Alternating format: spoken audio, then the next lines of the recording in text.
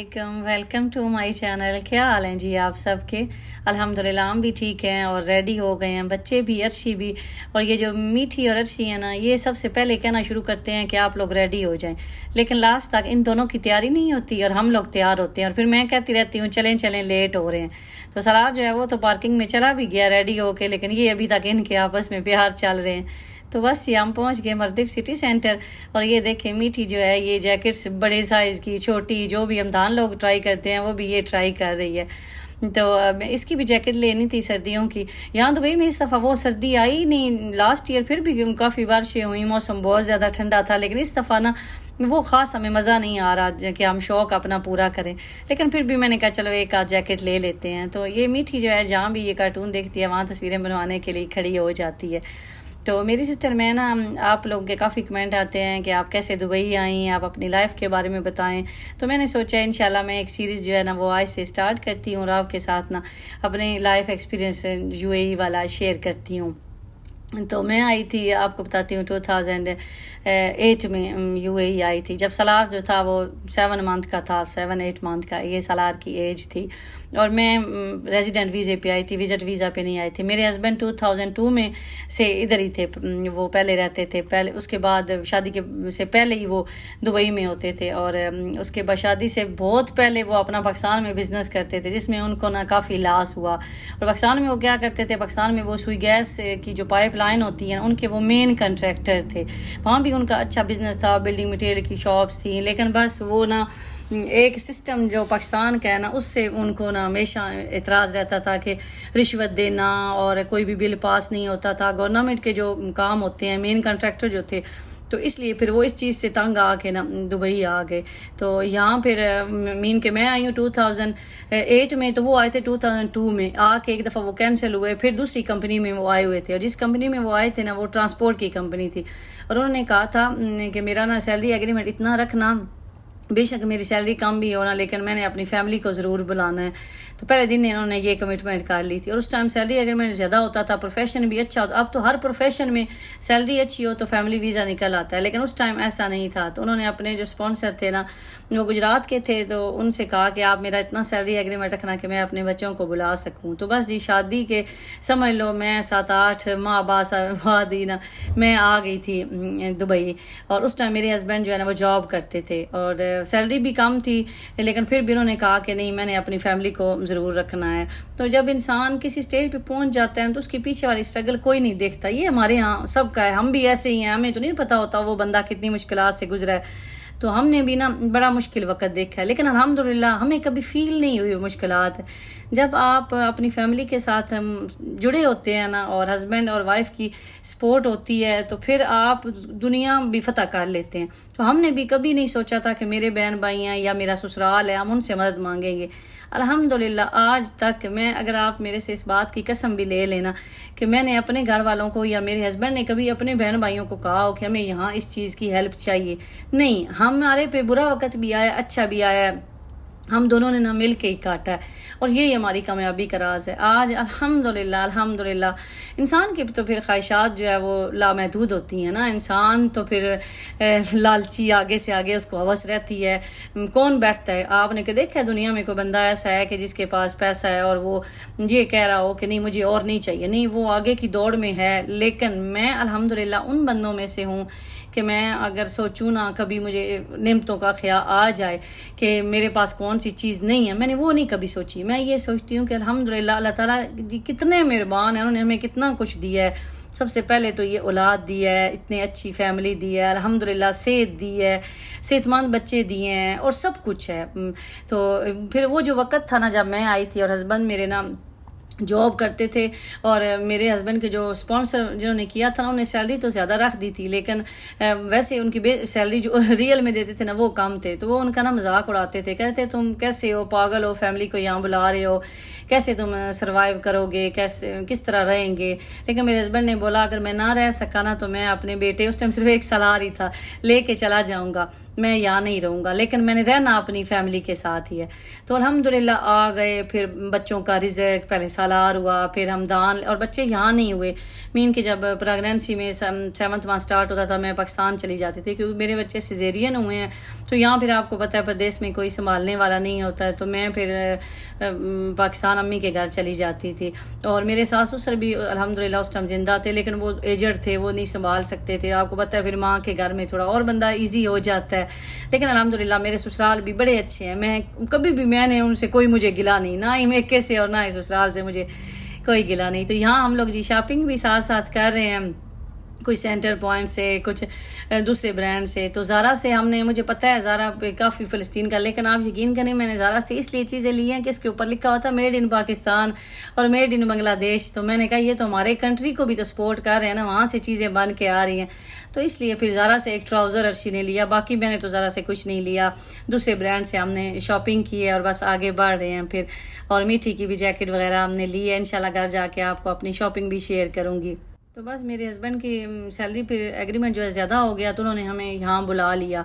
तो मैं जनवरी 25 के 26, अभी मुझे एग्जैक्टली डेट याद नहीं है, तो मैं आई थी, सर्दियों का महीना था। मैं और सालार हम लाहौर से आए थे, तो दुबई बस पहुँच गए। तो विला में शेयरिंग में हमने रूम लिया था, जैसे शेयरिंग में होता है, जो यूएई में रहते हैं उनको पता है कि एक विला होता है, उसमें 5-6 रूम होते हैं या 4-5 होते हैं, तो सारी फैमिली रहती हैं। तो हमारे लिए भी यही था कि एक रूम था और उसके साथ अटैच ही बाथ था, अटैच ही किचन था, लेकिन मेन एंट्रेंस गेट की ओर थी और सारी पाकिस्तानी फैमिलीज ही रहती थी। जिन बाजी से मैं कपड़े सिलाई करवाती हूँ ना, ये मेरी उस दौर की मेरी ये बाजी हैं जो कपड़े सीती हैं, उस टाइम भी ये कपड़े सिलाई करती थी। और भी काफ़ी, एक मुल्तान की फैमिली थी हमारे साथ रहती, और एक और थे वो फैसलाबाद के थे, तो वो काफ़ी हमारे साथ ना अच्छी फैमिली थी। तो बस हस्बैंड सुबह चले जाते थे जॉब पे, शाम को फिर वो आते थे, शाम को भी वो ओवर टाइम लगाते थे 2 घंटे, क्योंकि उनको पता था फैमिली आ गई, ख़र्चा बढ़ गया। ऑफ कोर्स बच्चों के साथ कुछ ना कुछ तो बढ़ता ही है। तो लेकिन ना मैंने उन्हें ये कभी नहीं कहा था, मैं हमेशा कहती थी अर्शिया में जैसे भी सूखी रूखी सूखी है ना, मैंने रहना इधर ही है। वो कहते थे ये तो मैंने भी माइंड बना के आपको इधर बुलाया है ना। तो जब मैं शुरू में आई तो कुछ भी नहीं था, मैं पाकिस्तान से कुछ थोड़े बहुत बर्तन भी लेके आई जी, तो पता ही नहीं था ना उस टाइम, सोशल मीडिया नहीं था कि पाकिस्तान की निस्बत यूएई में हर चीज़ सस्ती मिल जाती। उस टाइम भी मिल जाती थी, लेकिन इतनी अवेयरनेस नहीं थी, और कुछ भी कहीं से भी हमें नहीं पता चलता था ना। जो रहने वाले आगे थे उनसे भी सलाम दुआ यहाँ आके बनी थी। तो मैं पाकिस्तान से ना थोड़े बहुत अपने बर्तन लेके आई, कुकर लेके आई, इस तरह के घर के। तो बस यहाँ तो फिर हमारा खाने पीने के खर्चा था, तो चलने लग गया।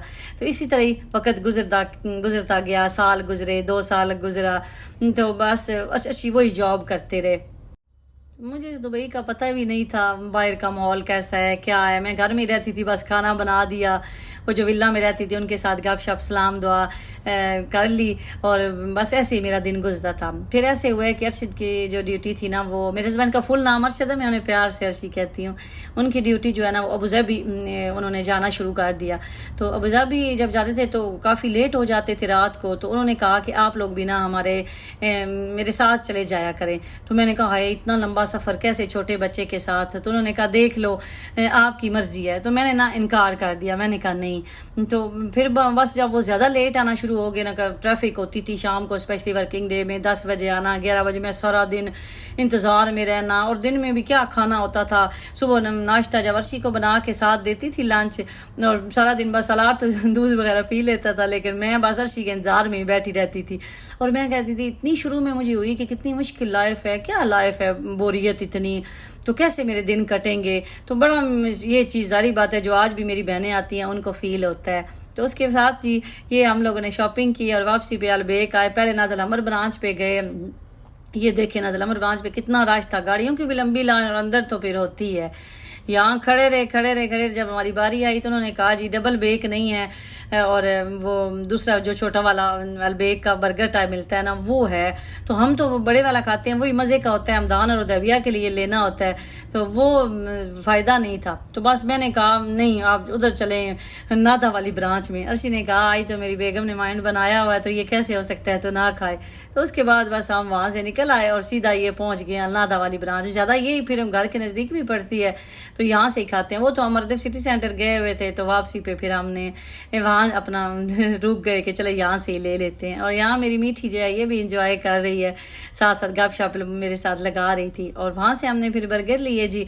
और ये एक फुटपाथ ऐसे ट्रैक बना हुआ है ना साइकिल का, पार्क तो बंद हो जाता है रात को 12 बजे, ये अल्कसेस पॉन्ड पार्क है। तो हमने कहा यहाँ लाइटिंग भी है और साइकिल का ट्रैक बना हुआ है, तो कोई भी नहीं था, इतना अच्छा मौसम था। लेकिन जब आप फैमिली के साथ होते हैं ना तो कोई भी जगह बुरी हमें नहीं लगती, कोई हमारा इर्द गिर्द का माहौल नहीं अच्छा लगता, क्योंकि आप अपनों के साथ होते हैं ना, वही चीज़ काफ़ी होती है। तो हम भी यहाँ, हमने कहा चादर ही थी, चटाई तो ऑफिस में हमने रख दी थी, वो हमारा इंजीनियर जो है वो गए हुए थे तो उन्होंने ली हुई थी, तो उन्होंने फिर ऑफिस में ही रख दिए। तो ये ऐसी चादर एक रखी हुई थी पीछे डिग्गी में, अर्शी ने कहा यही बिठा ले, यहाँ बिछा लें, और स्टूल रख लिया। तो यहाँ फिर गाने वगैरह भी लगा लिए, गपशप जो है वो करने लग गए। वो मैंने अभी अगर आपको ओरिजिनल वॉइस सुनाती ना तो कॉपीराइट आ जाता है। तो यहाँ मीठी जो है ये बनी हुई थी तकसीम करने के लिए, सबको निकाल के खाना दे रही है। खाने के बाद हम काफ़ी लेट घर आए, हम 2 बज गए थे हमें आते आते। अस्सलाम वालेकुम, गुड मॉर्निंग जी, क्या हाल है आप सबके। नेक्स्ट डे, एक प्यारी सी सुबह। रात को हम गए हुए थे बाहर, लेट आए, जो शॉपिंग की है वो भी ऐसे ही रखी हुई है। अभी मीठा उठ गया है, इसे कहा है कि संभालते हैं, और मीठी और सलार तो अभी सो रहे हैं, तो आपको भी दिखाते हैं। मीठे इधर ले आए, और रात को फिर बाहर से खाया है तो गला मेरा भारी भारी लग रहा है, और आजकल तो ऐसे लगता है जो कुछ खाएं गला ख़राब हो रहा है। तो ये जी मीठे की शर्ट, ये मैंने सेंटर पॉइंट से ली है। मीठे का ड्रेस जो है ना, ये बड़ा प्यारा कलर है। उसका ट्राउज़र तो मुझे ऐसे ही मैच हो गया ना, किया नहीं आया लेकिन हाँ, ये इसका भी ऐसे डिज़ाइनिंग बॉर्डर बना हुआ है ये, और ये भी मीठे का उसकी शर्ट है। मीठे की हाइट लंबी है ना, तो इसकी ये 13 to 14 वाला साइज़ लेना पड़ता है। वैसे तो 11 to 12 एज के हिसाब से अगर देखें तो लेना होता है। तो ये 2 शर्टें ये भी मीठे की हैं, और ये मुझे सबसे ज़्यादा अच्छी लगी है। आपको अच्छी लगी है ये? हाँ, ये हुडी ली है मीठे की। इसके बैक पे भी कुछ है, दिखाएं बैक से। इसकी पॉकेट बनी हुई है, ये इसके बैक से इस तरह बनी हुई है। ये भी सेंटर पॉइंट से ही ली है जी, अच्छी लगी थी। कलर मुझे डिफरेंट लगा है, ये येलो, वीडियो में शायद येलो आए, लेकिन इसके अंदर थोड़ा ग्रीन ऐसे शेड सा है, और स्टफ़ भी बड़ा अच्छा है। बच्चों के कपड़े अगर आपने सेंटर पॉइंट से लेने हैं तो आप टेंशन फ्री हो जाएं कि मटेरियल नहीं अच्छा होगा। मुझे तो हमेशा अगर सेटिस्फेक्शन होती है ना कपड़ों की, वो सेंटर पॉइंट से होती है बच्चों की। बेशक इधर उधर से ले लेती हूँ, लेकिन सबसे अच्छे जो मुझे लगते हैं ना वो सेंटर पॉइंट के लगते हैं। और इसमें हैं जी नान, इसको दिखाएं, ये किसकी पैंट है? हाँ, ये अर्शी की पैंट है, जीन्स की। मर्दों की वही होती हैं, मैं काफ़ी देखती हूँ। और मेरे हस्बैंड को कलर भी नहीं ना पसंद, बहुत कम वो दूसरे कलर की पैंट पहनते हैं। मैं उनको अक्सर कहती हूँ आपकी पैंटें सेम है, पता ही नहीं चलता नई पहनी हुई है। वो कहते हैं बस ठीक है, उन्हें ब्लू कलर ही अच्छा लगता है जीन्स में, या ज़्यादा ब्लैक। और सलार भी ऐसे ही है, सलार को तो ब्लैक कलर इतना पसंद है कि उसका जो कपड़ा है ना वो ब्लैक ही आ जाता है। तो ये अर्शी ने ली थी पैंट जियोडानो से, ये अच्छी होती हैं इनकी पैंट ना, स्ट्रेचेबल होती हैं। तो ये, और उसके बाद ये ट्राउज़र भी अर्शी ने लिया है। ये कलर कौन सा है? ग्रीन लग रहा है ना, ये ग्रीन है, ऐसे ना ब्लू लुक देता है, लेकिन है ये ग्रीन। वीडियो में भी ब्लू शायद आए। तो ये भी उन्होंने जियोडानो से लिया है, ये भी अर्शी का। और उसके बाद ये भी अर्शी ने ज़ारा से लिया है। ये भी बड़ा अच्छा स्टफ़ ना, पैंट भी बनी हुई है और ट्राउज़र लुक भी। ये इस तरह की इनके पास पहले शर्ट है, तो उन्होंने कहा उसके साथ मैच हो जाएगा, तो ये ज़ारा का उन्होंने लिया था ये। और हमदान मुझे पकड़ाएंगे, इसमें सलार के होंगे और मीठी के होंगे। और इसके बाद ये इसमें होंगे सलार के। सलार ने भी फिर ब्लैक पैंट सलार को अच्छी ब्लैक कलर लगता है। मेरा गला फिर ख़राब हो रहा है। ब्लैक पैंट ली है सलार ने, ये सलार की ब्लैक पैंट है। बॉयज़ के कपड़े ऐसे ही होते हैं, लड़कियों के होते हैं कलरफुल से। और एक सलार ने ये विंटर की ली है। दुबई में फिर इतनी सर्दी है, उसको एंजॉय तो करना है। ये जिप वाले गले के साथ, ये भी जियोडानो से ली है। और इसका स्टफ़ है जी वूल का। तो ये सलार ने लिया है इस ब्लैक पैंट के साथ। और उसके बाद ये तुमदान के आगे आपके साथ शेयर कर लिए। और ये बर्शका से मुझे कफ स्टार्ट हो गई है फिर रात को अलबेक खाया ना। और ये है जी सलार की अलबर्शका से। बच्चों के आजकल की ये डिज़ाइन है जीन्स की, ये सलार की है। इस पे ऐसे ये डिज़ाइन बना हुआ है फ्रंट पे। ये बर्शका का इसी तरह का होता है, जो भी डिज़ाइन हो। ये सलार का, और सलार ने वहाँ से ये भी सर्दियों वाला हुडी टाइप सलार ने लिया, इसके साथ मैच करके टॉप इसका ये बना हुआ है इस तरह। और पता नहीं इसके बैक, हाँ जी इसके बैक पे भी ऐसे डिज़ाइन बना हुआ है। ये सलार का बर्शका का है जी। और उसके बाद ये मीठी का, ये है मीठी की जैकेट।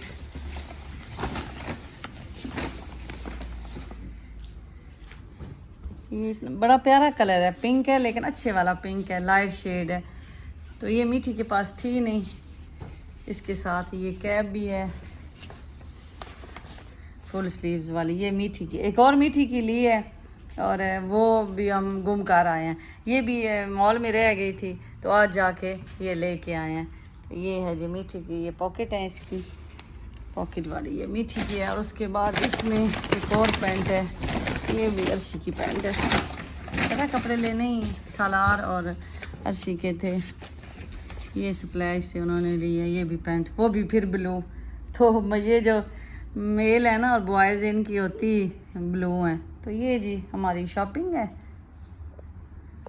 और आज मैं बनाने लगी हूँ जी बोनलेस चिकन और करेले। करेले तो मैंने ऑलरेडी फ्राई करके तो उनको फ्रीज़ किया होता है, इसलिए मुझे टेंशन नहीं होती। और मुझे करेले बड़े पसंद हैं, स्पेशली मेरे हस्बैंड को ना मैदे का थोड़ा इशू है। तो मेरे जो बहनोई हैं वो हकीम हैं, तो उन्होंने कहा था कि करेला आप ना खाया करें। और उसके अलावा ये बादी जो होती है ना मैदे की, उसको ख़त्म करता है और बच्चों के लिए भी बड़ी अच्छी चीज़ है। और ये ज़रा भी कड़वा नहीं बनता। आप फ्राई करके तो उसको फ्रीज़ कर लें, जब चाहे बना लें। तो बस ये अभी मैंने बोनलेस चिकन और करेले बनाना शुरू किए हैं। रेसिपी आपके साथ शेयर करने लगी हूँ। ये 2 मीडियम साइज़ के प्याज हैं और उसके बाद एक जो है लहसुन का 10-12 ग्रीन मिर्चें हैं और 100 ग्राम अदरक है। तो सबसे पहले हम चिकन को घी में फ्राई कर लेते हैं, क्योंकि ये फ्रोज़न चिकन है ना, तो इसके अंदर जो झाग बनती है, ये इसके अंदर जो स्मेल होती है, वो इसी सूरत में ख़त्म हो सकती है कि हम उसको फ्राई करें। आपने किसी चीज़ में भी डालना है ना, तो आपने इसको फ्राई ज़रूर करना है। देखिए मैंने सिर्फ ऑयल में डाला था और कितनी इसके ऊपर ये झाग बन गई है। तो ये झाग ऐसे ही ख़त्म होगी फ्राई के साथ। अगर आप वैसे बग़ैर फ्राई की किसी चीज़ में डाल लेते हैं ना, इसके रेशे बन जाते हैं और ये टूट भी जाता है और स्मेल भी कच्ची कच्ची अंदर रह जाती है और इसका कलर भी ना ऐसे वाइट वाइट रहता है। तो अब जैसे ही इसकी हाफ जो ये जो झाग बनी हुई थी वो ख़त्म हो रही है, आपने इसको तेज़ आंच पे, आंच नहीं आपने इसकी हल्की करनी, तेज़ आंच पे आपने इसको, और ढकना भी नहीं है कि कवर कर दें, स्मेल उसके अंदर ही वो चली जाएगी जो एक कच्ची कच्ची स्मेल होती है। जब हाफ इसकी झाग आप समझें कि रह गई है, हाफ ख़त्म हो चुकी है, तो ये प्याज जो है ये हमने चॉप किए हुए थे चॉपर में, तो ये आप डाल देते हैं, क्योंकि प्याज भी साथ लाइट ब्राउन होंगे और जो हमारा चिकन रह गया फ्राई होने का वो भी फ्राई हो के तो उनका कलर चेंज हो जाएगा। अगर हम फुल उसकी झाग ख़त्म करके प्याज डालते हैं ना, तो फिर कलर जो है वो खाने का वो चेंज हो जाता है, ज़्यादा डार्क हो जाता है। तो आप देखें प्याज भी साथ साथ फ्राई हो रहे हैं और मेरा चिकन भी हो गया। तो अब इसमें जो झाग बबल्स बने हुए थे ना, वो बिल्कुल ही अभी ख़त्म हो चुके हैं। ये देखें, और इसकी खुशबू अभी अभी से इतनी अच्छी चिकन वाली खुशबू आना शुरू हो जाती है। है। तो आपने किसी भी चीज़ में चिकन डालना है ना तो फ्राई करके डालें, फ्रोज़न। आपको फील ही नहीं होगा कि ये आपने फ्रेश डाला है या आपने फ्रोज़न चिकन डाला है। तो ये सादिया ब्रांड का फ्रोज़न चिकन है जो कि मैं यूज़ करती हूँ। तो अब इसके बाद जैसे ही ये लाइट ब्राउन हो जाए, अब देखें कि जो हमारी बोटियाँ हल्की हल्की कार्नर से ब्राउन हो गई हैं, प्याज भी हो रहे हैं। तो ये हमने अदरक, लहसुन और हरी मिर्च का पेस्ट बना लिया था चॉपर में, ये ऐड कर देना है और उसके बाद इसको अच्छी तरह हिला लेना है। और यहाँ अब हमने इसको कवर कर देना है ताकि ये जो मसाला हमने ऐड किया ना ये इसके अंदर अच्छी तरह जज़ब हो जाए। और उसके बाद आप उस टाइम तक पकाएं जब आपका हाफ़ जो मसाला डाला था वो खुश्क हो जाए और हाफ़ रह जाए। जैसे ही आपका हाफ़ मसाला रह जाएगा तो हम इसमें दूसरे जो इंग्रेडिएंट्स हैं जैसे लाल मिर्च पाउडर है, थोड़ी सी हल्दी, सूखा धनिया पाउडर, काली मिर्च, वो हम ऐड कर लेते हैं। तो उसको कवर कर देना है। कवर उस टाइम तक अब हमने करना है जब तक कि ये जो इसका पानी है, इसके साथ आपने अभी और पानी कोई भी नहीं ऐड करना। तो इसको अभी इसी मसालों के साथ, क्योंकि अभी इसमें हल्का हल्का पानी है जो कि पेस्ट हमने डाला था ना वो फुल हमने खुश्क नहीं किया। तो अब हमने मसाले डालने के बाद इसकी बुनाई करनी है।